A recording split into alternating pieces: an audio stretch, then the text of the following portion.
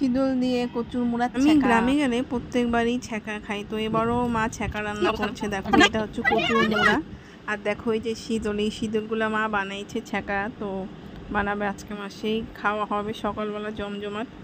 আর কিছু ছ্যাঁকা মানে শীতল আমি রাখছি একটু ভাজা খাওয়ার জন্য, এটা আমি পেঁয়াজ কাঁচা লঙ্কা দিয়ে ভাজা খাবো।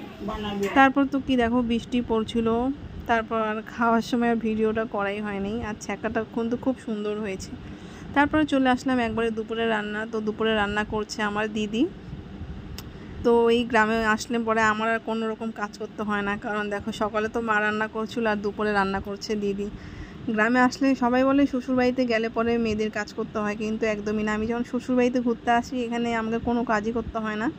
আমার দিদি, আমার শাশুড়ি মা এরা সবাই মিলেই কাজ করে, আর আমি শুধু বসে বসে খাই। দেখো দিদি কী সুন্দর করে রান্না করছে মাংস, আর দিদির হাতের রান্নাটা না খুব ভালো হয়, দিদির হাতের রান্না খুব। তারপর তো আর কি খাওয়া দাওয়ার সময় ভিডিও করা হয় না, জানোই তো সবাই মিলে একসাথে খেলে পরে তখন আর মানে ভিডিও করতে সত্যি কথা বলতে আমি ভুলে গেছি। তারপর খাওয়া দাওয়া করলাম, এই তো যা টুকটাক কাজ আর কি। বাসনটা আমি মাজলাম, ওরাই বলছিল মাজবে, কিন্তু বললাম না, এত কাজ করলে এখন আমি বাসনটা মাজি। খাওয়া দাওয়া করে বাসন টাসন মাজা